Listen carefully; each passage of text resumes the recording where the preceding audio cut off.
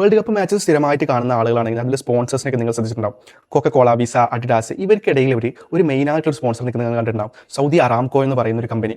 എന്തിനാണ് ഇങ്ങനെയുള്ള ഒരു ഓയിൽ കമ്പനി ഫിഫ പോലുള്ള ഒരു വലിയ ഇവന്റിന്റെ സ്പോൺസറായിട്ട് സ്പോൺസർഷിപ്പ് ചെയ്യുന്നത്? കാരണം ഓയിൽ വാങ്ങാൻ പോകുന്നവരൊന്നും വേൾഡ് കപ്പ് കണ്ടിട്ടോ അല്ലെങ്കിൽ അതിലൊരു ബ്രാൻഡ് കണ്ടിട്ടോ നല്ല ഓയിൽ അടിക്കുന്നതും വാങ്ങുന്നതൊന്നും.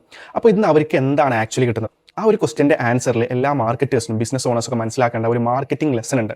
അപ്പോൾ അതിലോട്ട് പോകുന്നതിന് മുമ്പ് ഇങ്ങനെയുള്ള റിയൽ വേൾഡ് മാർക്കറ്റിംഗ് സ്ട്രാറ്റജീസ് ഒക്കെ പ്രാക്ടിക്കലായിട്ട് അറിയണമെന്നുണ്ടെങ്കിൽ അക്കൗണ്ട് ഒന്ന് ഫോളോ ചെയ്ത് വെച്ചോ.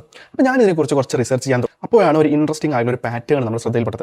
ആദ്യം ന്യൂകാസിൽ യുണൈറ്റഡ്, പിന്നെ ഫോർമുല F1, പിന്നെ ലിവ് ഗോഫ്, പിന്നെ ഇതുപോലെ വലിയ വലിയ ബോക്സിംഗ് ഇവന്റ്സ്, ഇപ്പോൾ ഫിഫ വേൾഡ് കപ്പ് സ്പോൺസർഷിപ്പ്. ഇനി ഇതിന് ശേഷം നമുക്കൊക്കെ അറിയുന്നത് പോലെ തന്നെ 2034 ഫിഫ വേൾഡ് കപ്പ് ഹോസ്റ്റ് ചെയ്യുന്നതും സൗദി അറേബ്യയാണ്. അപ്പോൾ നമുക്കൊരു കാര്യം വ്യക്തമാവുന്നതാണ്, ഇതൊരു സ്പോൺസർഷിപ്പിൽ മാത്രം ഒതുങ്ങുന്ന സംഭവമല്ല. ഒരു ലോങ് ടേം ബ്രാൻഡിങ് സ്ട്രാറ്റജിയുടെ ഒരു ചെറിയ പീസ് മാത്രമാണിത്. ഇവിടെയാണ് നമുക്ക് അതിനുള്ള വലിയ മാർക്കറ്റിംഗ് ലെസൺ മനസ്സിലാവുന്നത്. അപ്പോൾ നമ്മൾ മാർക്കറ്റിംഗ് ആദ്യം കേൾക്കുമ്പോൾ എന്താ ചിന്തിക്കുന്നത്? Sales, leads, conversions. പക്ഷേ ലോകത്തിലെ വലിയ വലിയ ഓർഗനൈസേഷൻസ് ഒന്നും ക്യാമ്പയിൻസ്, എല്ലാ ക്യാമ്പയിൻസും ചെയ്യുന്ന സെയിൽസിന് വേണ്ടിയിട്ടൊന്നുമല്ല. ചില ക്യാമ്പയിൻസിൻ്റെ ഒബ്ജക്റ്റീവ് എന്ന് പറയുന്നത് വിസിബിലിറ്റി ബിൽഡ് ചെയ്യലാണ്. ചിലതിൻ്റെ ഒബ്ജക്റ്റീവ് എന്ന് പറയുന്നത് ട്രസ്റ്റ് ബിൽഡ് ചെയ്യലാണ്. ചിലതെന്ന് പറഞ്ഞു കഴിഞ്ഞാൽ ഗ്ലോബൽ റെക്കഗ്നിഷൻ നേടാൻ വേണ്ടിയിട്ടാണ് ആ ഒരു ബ്രാൻഡിന്.